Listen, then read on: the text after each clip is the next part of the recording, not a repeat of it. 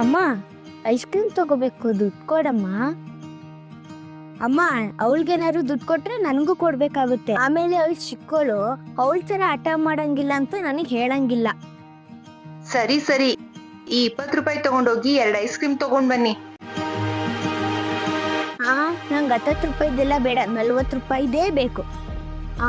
ಅವಳಿಗೆ 40 ರೂಪಾಯಿ ಕೊಟ್ರೆ ನನಗೂ 40 ರೂಪಾಯಿ ಕೊಡ್ಬೇಕಾಗುತ್ತೆ ಅಷ್ಟೇ. ಅಲ್ಲ, ನೀವು ದೊಡ್ಡ ಶ್ರೀಮಂತರ ಮೊಮ್ಮಕ್ಳು ಅನ್ಕೊಂಡ್ರೋ ಹೇಗೆ? ಗೊತ್ತಿಲ್ಲ, 40 ರೂಪಾಯಿ ಬೇಕು. ಅಯ್ಯೋ, ಇವತ್ತಿನ ಸಾಂಬಾರ್ ಖರ್ಚಿಗೆ ಅಂತ ಇಟ್ಕೊಂಡಿದ್ದೆ. ಪರವಾಗಿಲ್ಲ, ಮಕ್ಳು ಖುಷಿಗಿಂತ ಹೆಚ್ಚ. ಸರಿ, ತಗೊಂಡೋಗಿ. ಆಯ್ತು ಅಮ್ಮ.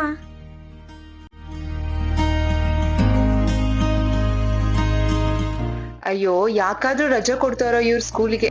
ಇವ್ರನ್ನ ಸಂಭಾಳ್ಸಕ್ಕಾಗಲ್ಲಪ್ಪ.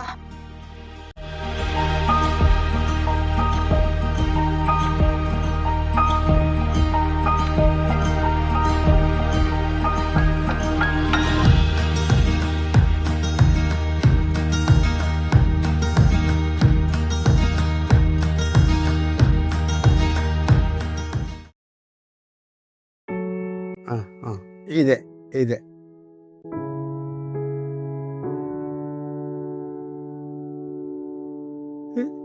ಏನಪ್ಪ ಹೇಳಿ, ಏನ್ ಬೇಕಿತ್ತು?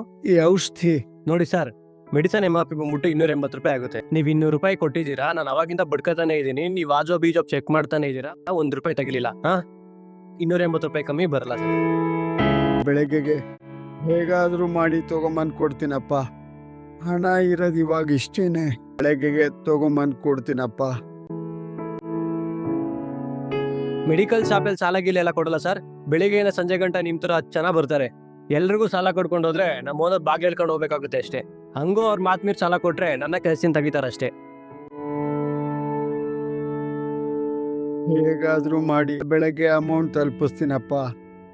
ಔಷಧಿ ತಗೊಳ್ಳಿಲ್ಲ ಅಂದ್ರೆ ಉಸಿರಾಡೋದೇ ಕಷ್ಟ ಆಗುತ್ತೆ. ದಯವಿಟ್ಟು ಔಷಧಿ ಕೊಡಪ್ಪ. ರೀ, ಎಷ್ಟಲ್ಲಿ ಹೇಳ್ಬೇಕು ನಿಮ್ಗೆ? ಬರ ಕಸ್ಟಮರ್ ದಾರಿ ಬಿಡ್ರಿ. ಅಯ್ಯೋ ತಾತ, ಏನಾಯ್ತು ತಾತ?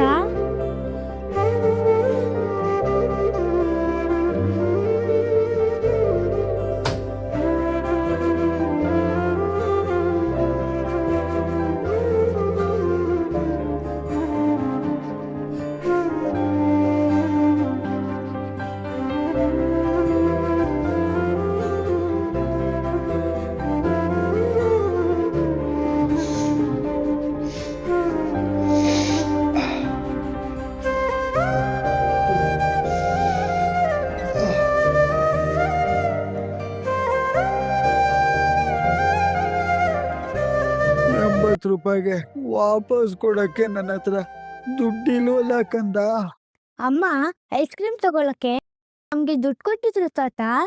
ಪರವಾಗಿಲ್ಲ ಬಿಡಿ ತಾತ, ಐಸ್ ಕ್ರೀಮ್ ತಿನ್ನೋಕ್ಕಿಂತ ನಿಮ್ ಜೀವ ಉಳಿತಲ್ಲ. ಹೌದಲ್ವಾ ಹೌದಲ್ವಾ, ಹುಡ್ಗಿ ಹೇಳತ್ತಾರ ಬೈತಾ ಸಂಬಳದಲ್ಲಿ ಮಾಡ್ಕೊತಾ ಇದ್ರು. ನಾನು ತಪ್ಪು ಮಾಡ್ಬಿಟ್ಟೆ. ಅಮ್ಮ ಬೈದ್ರೆ ಒಂದ್ ಮಾತು ಬೈತಾರೆ ಅಷ್ಟೇ, ಬಿಡಿ ತಾತ. ನಾವಿಬ್ರು ಐಸ್ ಕ್ರೀಮ್ ತಿಂದ್ವಿ ಅಂತ ಸುಳ್ಳು ಹೇಳ್ಬಿಡ್ತೀವಿ, ಬಿಡಿ ತಾತ.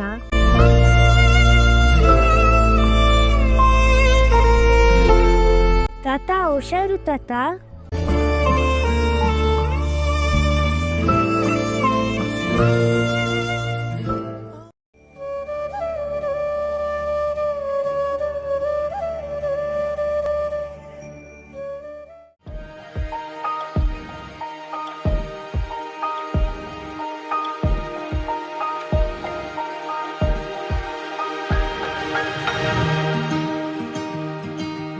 ಕಾಲ ಚೆನ್ನಾಗಿ ಬಾಳಿ ಮಕ್ಳೆ. ಈ ಚಿಕ್ಕ ವಯಸ್ಸಿಗೆ ಎಂತ ಬುದ್ಧಿವಂತಿಕೆ ನಿಮ್ಗೆ.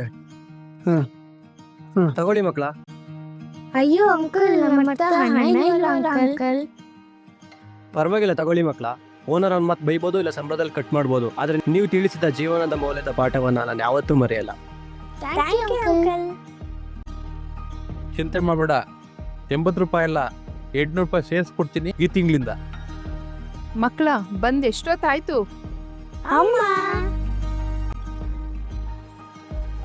ಆಹಾ, ಎಂತ ಸಂಸ್ಕಾರ ಕಲಿಸಿರಿ ತಾಯಿ ಮಕ್ಕಳಿಗೆ. ನಿಜವಾಗ್ಲೂ ಇವೆರಡೂ ನನಗೆ ಔಷಧಿ ತಗೊಂಬಂದು ಕೊಡ್ಲಿಲ್ಲ ಅಂದಿದ್ರೆ ನಾನು ನಿಜವಾಗ್ಲೂ ಬದುಕ್ತಾನೆ ಇರ್ಲಿಲ್ಲ. ಮನೆಯ ಮೊದಲ ಪಾಠಶಾಲೆ ಅಂತಾರೆ. ನಿಮ್ಮನ್ನು ಮಕ್ಕಳನ್ನು ನೋಡಿದ್ರೆ ತುಂಬಾ ಖುಷಿ ಅನ್ಸುತ್ತಮ್ಮ.